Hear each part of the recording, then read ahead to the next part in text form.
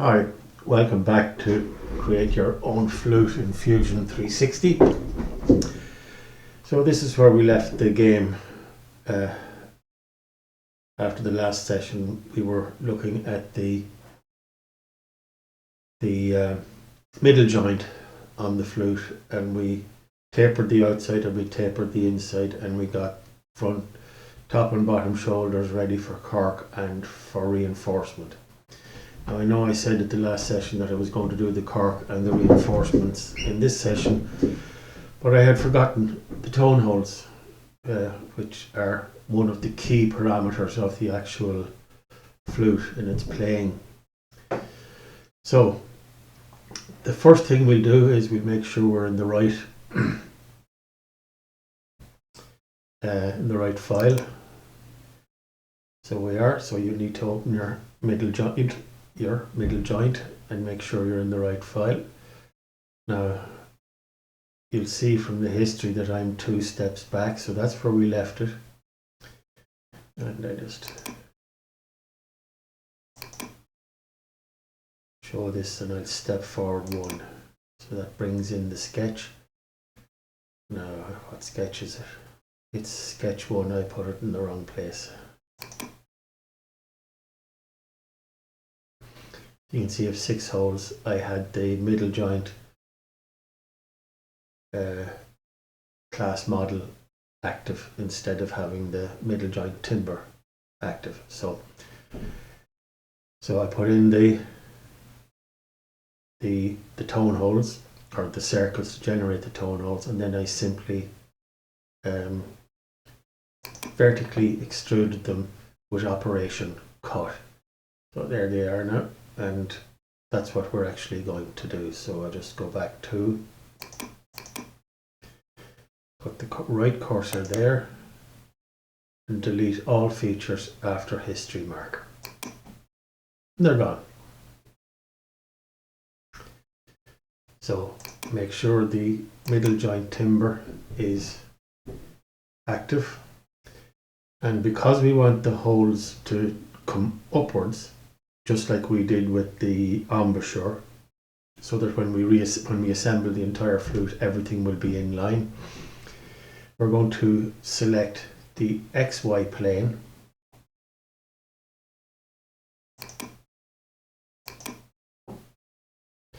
and we're going to create a sketch in the XY plane.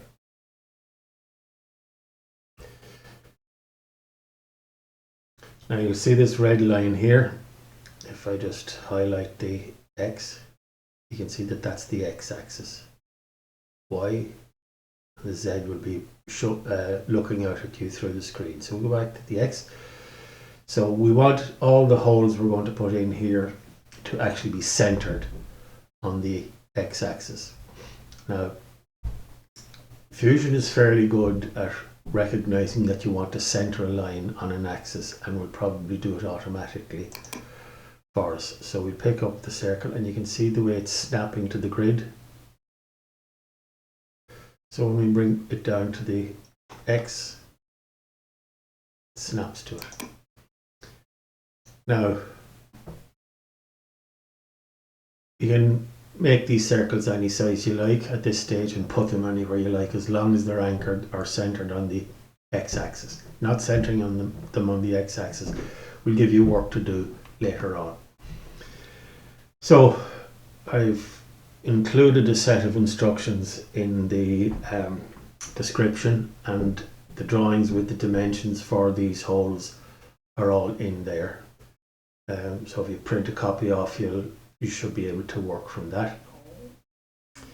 So this is the upper hole, which would be the C sharp hole on a D flute, and that is 8 millimeters in diameter. Now I'll just hit C, just move down a bit, and the next one is to be 9.5. You can see I'm not bothered where I'm putting the holes, just keep them separate. And this one is 9.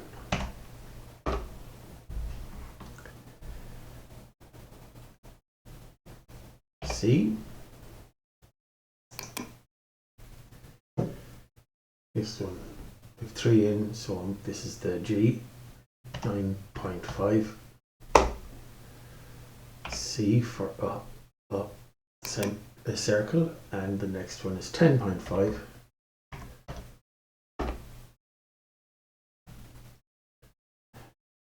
And C.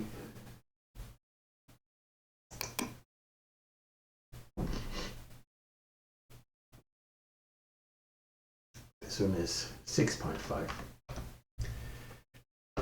Now it's worth making a comment here that this is a single sketch holding 6 circles, and they're all in the XY plane. Is it the XY? Yeah, the XY plane, with the intention of vertically cutting them up through the boundary timber. Now, if you're building a flute and you want to put in an F hole and a C flat hole, let's say the C flat hole going on the back and the F hole going a little bit to the right, you would have to do each of those independently. And depending on the angle you want the hole to be at with reference to the XY plane, you might actually have to put in a construction plane and build the hole in that. If you're interested in doing that, give me a shout and I'll put something together for you. But just to go back to this sketch, you can see we have 6 holes in, and now we'll just finish the sketch. Now, if you look at the sketch in the instructions, you'll find that the distance for the center of each of these circles for each tone hole is taken from what we call the main shoulder. Here. Those are the instructions we have. So I'm going to set these now, these holes at that distance. So to do that, I have to go back and edit the sketch. So sketch dimension, the way the center of the circle identifies itself, click on it and just click on that corner there. Now several things can happen here. After the tool is selected first. You can see the way it gave me the linear distance there, so that's no use to me. But that's a mistake, that's an error that can pop up when you have things which are not orthogonal to one another. In other words, they're neither vertically below or horizontally across from the other object that you're trying to set up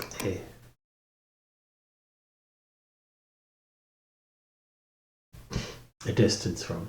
So depending on how you present, see where I'm moving the cursor and the angle changes on that line. It's reading 32.133, but when I bring it up here, it figures out I want it to be a horizontal distance. So I click once now, and I need that to be 59. But if I do that, it'll shove 59. I just do it, hit enter. So it shoves that hole down among the others. So I'll do them in reverse order. Control Z that, hit escape. I'll leave that, I'll edit it when I come back. So let's take this one.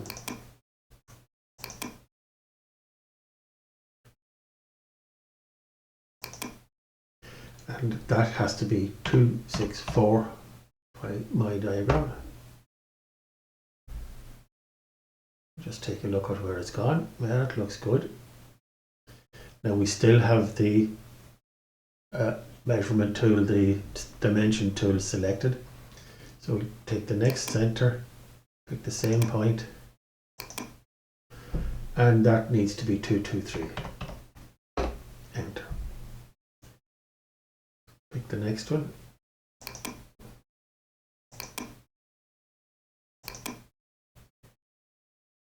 And that needs to be 193.5. 193.5. Return.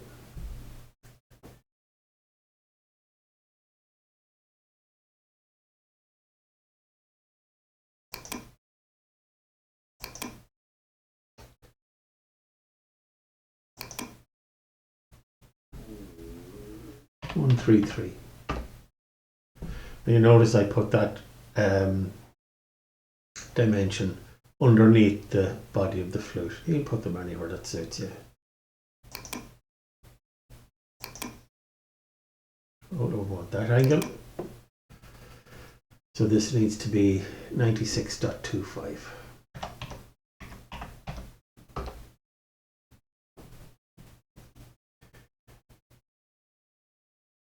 The last one is already created, it's just the wrong number. Give it the correct dimension or parameter and that becomes 59. Okay, so there's all the holes in place and we finish the sketch.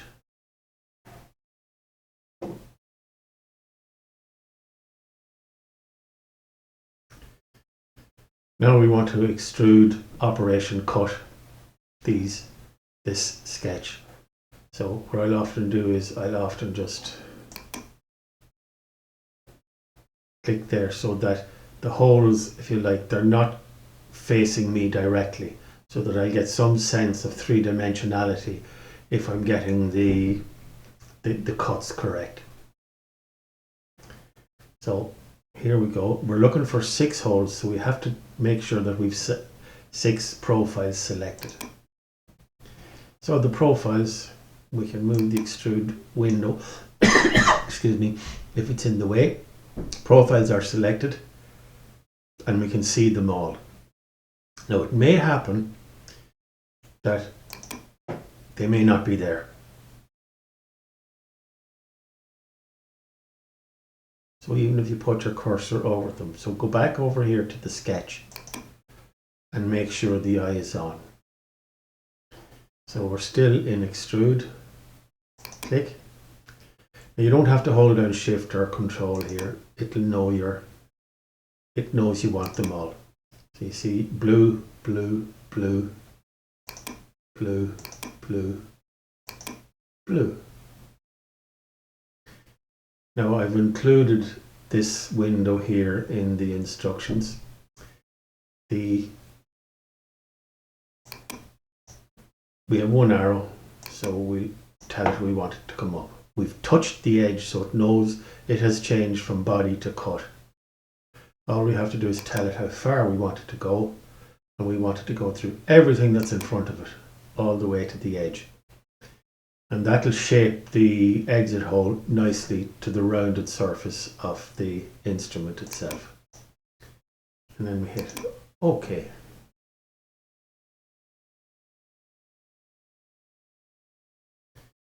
So let's just take a look that we did that correctly. We'll edit the feature. We've 6 selected. It's to one side. We want it to go all the way. It says it's flipped because we forced it to come up. No taper, and the operation is cut. So okay. Let me just check the instructions. So that's the tone holes created. There is a comment to make on this. I'm going to do a short video on how to control the location and the dimension of those tone holes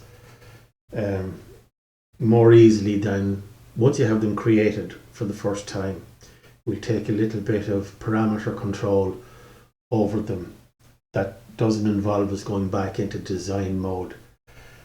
So that's where I'm going with the next video. A warning, these parameters or these dimensions may or may not give you a good flute. These holes may or may not be in good pitch.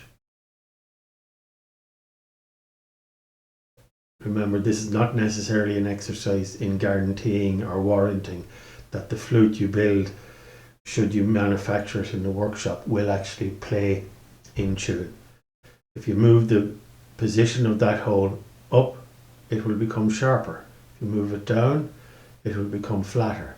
If you make its diameter wider, it will become, and leave the center in the same place, it will become flat or sharper. So you may have to build several experimental models to actually get the tone hole diameter and its position along the x-axis correct. Also, the thickness of the wall can have an important influence on the pitch at any one hole. If the wall is thinner there, then you could expect the pitch to increase. If the wall is thicker, you could expect the pitch at that location to decrease. So an awful lot of the accuracy of the pitch depends on your decisions, design decisions in relation to wall thickness, X position and the diameter. And while the nominal diameters are all in rounded millimeters or in half millimeters, remember that your standard drill bit, even though it might be nominally, let's say 9 millimeters, will actually drill a hole at possibly 8.98 millimeters. So you may need to also, if you want to deliver a precise diameter of hole, you may want to check your tool set to ensure that they actually are drilling at your target diameters. Okay, so we leave it at that and we'll go to the next video and I'll show you how to control the holes if you want to make changes. Okay, thank you.